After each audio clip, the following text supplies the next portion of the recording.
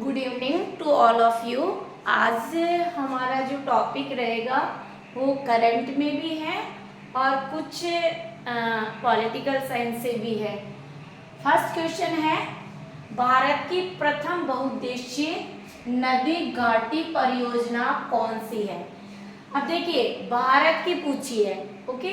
तो भारत की जो प्रथम बहुउद्देशीय नदी घाटी परियोजना है, बहुउद्देशीय मतलब बहुत सारे उद्देश्य को प्राप्त करते, बहुत सारे।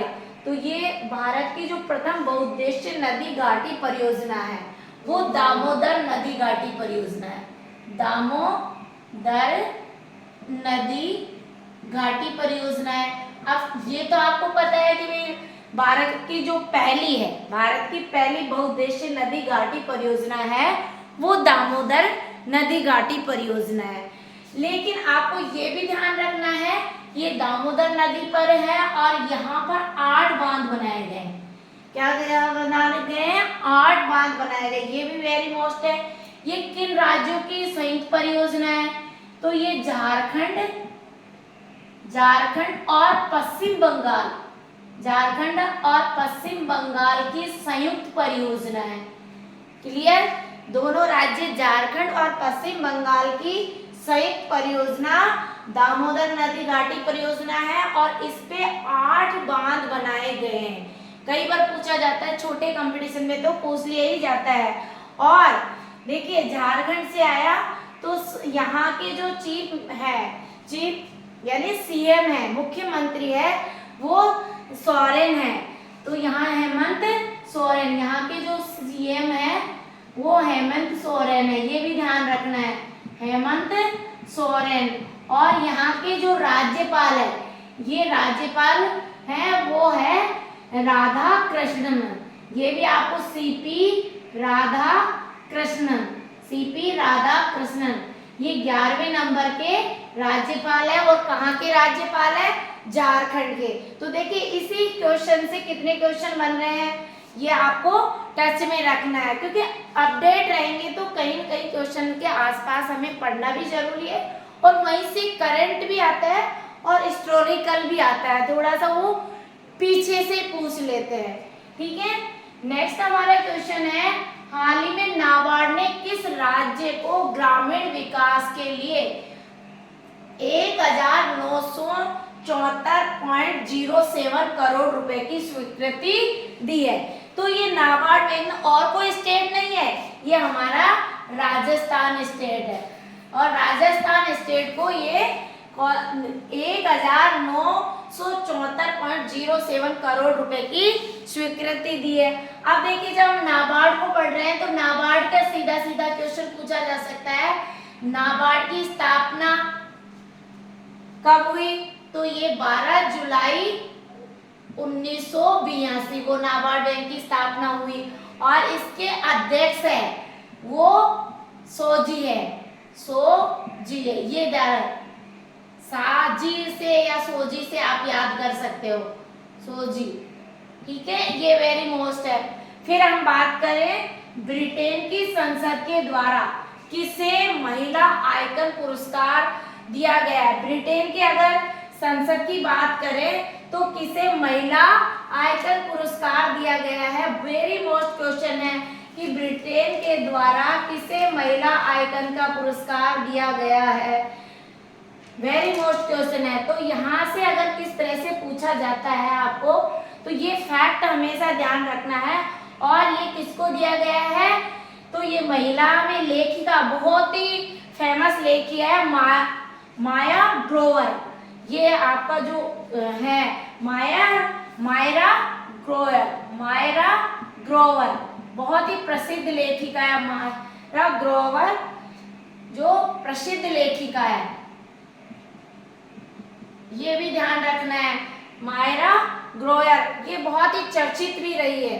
ठीक है, तो आप सीधा सीधा क्वेश्चन पढ़ रहे हैं, लेकिन उसके आसपास को भी आप फैक्ट ध्यान रखें। नेक्स्ट हमारा क्वेश्चन है, दूधवा खारा आंदोलन किस रियासत से संबंधित था? अब जब दूधवा खारा आंदोलन की बात करें, राजस्थान में ये समझ लीजिए, जब हमारे भारत में नेशनल मूवमेंट भारत छोड़ो आंदोलन की बात करें तो 8 से 9 अगस्त 1942 को भारत छोड़ो आंदोलन हुआ। ठीक हमारे राजस्थान में भी दूधवा खारा आंदोलन जो रियासत से संबंधित है, रियासत पूछेंगे तो आप बीकानेर करेंगे, और यदि वो पूछे दूधवा खारा आंदोलन तो ये चूरू डिस्ट्रिक्ट में है। कब हुआ? ये 1942 में हुआ, ये भी पूछते हैं। ये दूधवा खारा आंदोलन 1942 में हुआ, और ये हमारे एक स्वतंत्रता आंदोलन का महत्वपूर्ण पार्ट है। और यदि ये पूछ ले आपसे दूधवा खारा आंदोलन का नेतृत्व करता पूछ ले तो ये भी वेरी मोस्ट है, नेतृत्व करता पूछेंगे तो हनुमान सिंह, भगवान के नाम से याद कर लेना, भगवान हनुमान सिंह। और तो आप हनुमान सिंह बुडानिया, हनुमान सिंह बुडानिया, एक तो हनुमान सिंह बुडानिया था और दूसरा था, दोनों नेतृत्व करता थे नयोला राम जरिया। ये दूधवा खारा आंदोलन के नेतृत्व करता थे। क्लियर? दूधवा खारा आंदोलन 1942 में हुआ। यदि पूछे दूधवा खारा आंदोलन किस रियासत से संबंधित है? बीकानेर रियासत से है। दूधवा खारा आंदोलन कहाँ हुआ? चूरू डिस्ट्रिक्ट में। कब हुआ? 1942 में। इसके नेतृत्व करता हनुमान सिंह बुडालिया और न्योला राम जरिया। क्लियर? किस राज्य के मुख्यमंत्री अबुआ आवास योजना की घोषणा की है हाल ही में? तो ये झारखंड के मुख्यमंत्री हेमंत सोरेन ने, झारखंड के मुख्यमंत्री हेमंत सोरेन ने। और अभी मैंने आपको पहला ही क्वेश्चन करवाया, तो यहाँ के राज्यपाल कौन है? सीपी राधाकृष्णन, 11वें नंबर के राज्य, ये भी आपको याद करना है। यहाँ के राज्यपाल है CP Radhakrishnan, CP Radhakrishnan. Clear? Next question है राजस्थान में। अब ये मैं बार बार इसलिए कर रही हूँ क्योंकि करंट हमारा जो राजस्थान में हमारे विधानसभा के चुनाव हो रहे जा रहे, तो पहले डेट अलग अलग डिसाइड हो गई थी, फिर 23 करी, 23 में भी हमने इम्प्रूवमेंट कर दिया है। अब जो चुनाव होंगे हमारे राजस्थान विधानसभा के, और वो 16वीं विधानसभा के चुनाव होंगे, वो चुनाव होंगे 25 नवंबर को, ये ध्यान रखना है।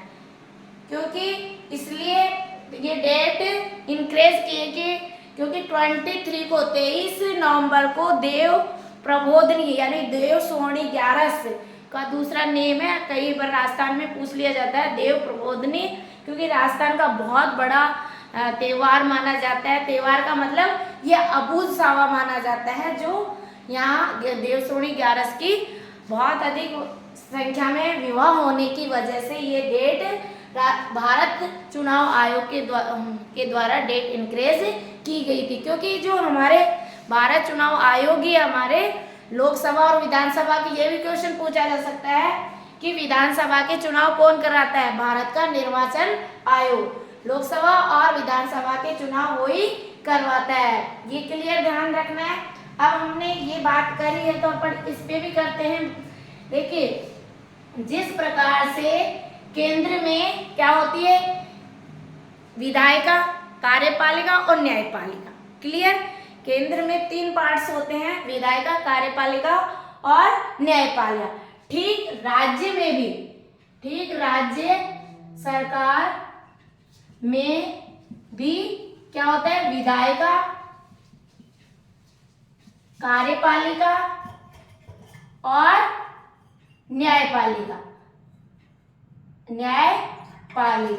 अब अपन इसको ऐसे समझे कि विधायिका मतलब विधानमंडल, ये क्लियर है। दूसरा नाम कार्यपालिका मीन्स राज्यपाल। भाई कार्यपालिका जैसे सेंट्रल में होता है, कार्यपालिका का प्रमुख कौन होता है? सेंट्रल की बात करें तो राष्ट्रपति होता है। राज्य की बात करें तो कार्यपालिका का प्रमुख कौन होता है? राज्यपाल। अब देखिए, जो हम कार्यपालिका की बात करें तो कार्यपालिका एक तो नाम मात्र। अब नाम मात्र कौन होता है? राज्यपाल। और वास्तविक कौन होता है? वास्तविक होता है मुख्यमंत्री। ये भी आपको फैक्ट ध्यान रखना है, रटना नहीं है, समझना है। देखिए नामात्र राज्यपाल होते हुए भी इनको पावर, बहुत सारी शक्तियां हैं, कहने का नाम मात्र है लेकिन इनका जो अधिकार और क्षेत्र और कार्य बहुत ही विस्तृत है। अब आपको सीधा से विधानमंडल का कल ही मैंने करवाया था आर्टिकल 160 क्लियर 168 में। अब क्वेश्चन आपको कहीं उलझन नहीं है, 6 स्टेट में विधान परिषद है, बाकी राज्यों में क्या है विधानसभा। हमारे राजस्थान भी एक सदनीय विधानसभा है। विधानसभा और राज्यपाल ये दोनों मिलकर इससे किससे का निर्माण होता है, विधानमंडल का। यानी विधानमंडल का राज्य, आपको उलझना नहीं, राज्य विधायिका लिखा आएगा वहां पे, या उलझना नहीं है। फिर आप देखिए अब हमारे यहाँ विधानमंडल, अब विधानमंडल में हमारे विधानसभा ही है, राजस्थान में विधानसभा ही है, विधान परिषद नहीं है। तो विधानसभा और विधान परिषद नहीं है, जैसे यूपी में है, बिहार में है, कर्नाटक में है, आंध्र प्रदेश, तेलंगाना, इनमें क्या है विधान परिषद है, द्विसदनीय है, ये भी ध्यान रखना है। तो यहाँ की बात करेंगे तो विधान परिषद का उल्लेख कौन से आर्टिकल में होगा, 169 में, ओके। और 17 विधानसभा, राजस्थान विधानसभा आर्टिकल 170 यानी 170, विधानमंडल का उल्लेख 168, विधान परिषद का उल्लेख 169 और 170 में विधान सभा का उल्लेख किया है, कहीं रटने की आवश्यकता नहीं है। अब देखिए जो विधान सभा में जो बहुमत दल का नेता होगा वही मुख्यमंत्री होगा, और मुख्यमंत्री की नियुक्ति कौन करता है, राज्यपाल करता है। और राज्यपाल मुख्यमंत्री से सलाह मशविरा लेकर अन्य मंत्रियों की भी नियुक्ति करता है। और जो मुख्यमंत्री का जो काम होता है वो जो मंत्री हैं उनके विभागों का बंटवारा करना। यदि ठीक तरीके से कोई काम मंत्री नहीं कर रहा है, जिन्होंने उसमें मंत्रिमंडल का गठन कौन करता है, मुख्यमंत्री करता है। नियुक्ति कौन करता है, देखो डिफरेंस बता रही हूँ, मुख्यमंत्री की नियुक्ति राज्यपाल के द्वारा की जाती है और राज्यपाल के द्वारा अन्य मंत्रियों की भी नियुक्ति की जाती है। किसकी सलाह मशवरा करके, मुख्यमंत्री की सलाह मशवरा करके। क्लियर। अब देखिए जो विभागों का बंटवारा कौन करता है, अब ऑप्शन में दे देगा आपको विभागों का बंटवारा राज्यपाल, मुख्यमंत्री या मंत्रिपरिषद या नन ऑफ दिस। तो जो विभागों का, मंत्रियों के जो विभागों का बंटवारा करता है वो मुख्यमंत्री करता है। ये भी आपका कॉन्सेप्ट क्लियर होना चाहिए। तो फैक्ट आप क्लियर होंगे है, जहां से भी क्वेश्चन पुटअप यहीं से होगा। अब देखिए विभागों का बंटवारा कर दिया। अब क्या होता है कि मान लीजिए कोई मंत्री ठीक ढंग से कार्य नहीं कर रहा है तो मुख्यमंत्री को पावर है कि वो उसको पद से बर्खास्त कर दे या फिर राज्यपाल हटा सकता है, और वो राज्यपाल को कहकर, मुख्यमंत्री राज्यपाल को कहकर उस मंत्री को पद से बर्खास्त भी करवा सकता है। ये पावर किसके पास है, मुख्यमंत्री के पास में। क्लियर। अब देखिए अब वास्तविक शक्तियां और नामात्र शक्तियां क्लियर हो गई। सीधा सीधा क्वेश्चन भी पूछ ले, मुख्यमंत्री का वेतन कितना है, तो मुख्यमंत्री का वेतन है 75,000 रुपए। राज्यपाल का वेतन कितना है, 3.5 लाख रुपए।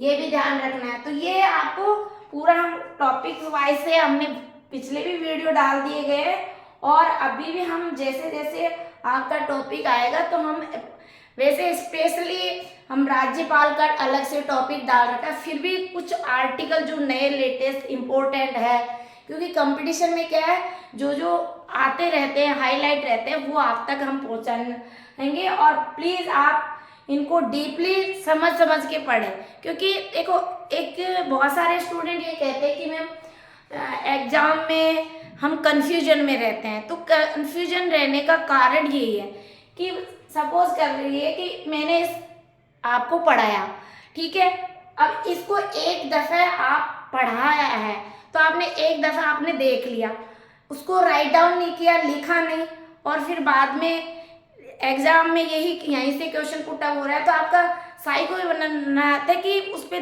2 पे तो कन्फ्यूजन ही नहीं होता आपका, लेकिन 2 ऑप्शन होते हैं उन पे कन्फ्यूजन होता है। क्यों हुआ? क्योंकि आपने इसका रिवीजन नहीं किया। तो हमेशा जो हमारा स्टडी प्लान है वो हमेशा क्या मांगता है? रिवीजन मांगता है, हर चीज़ में रिवीजन।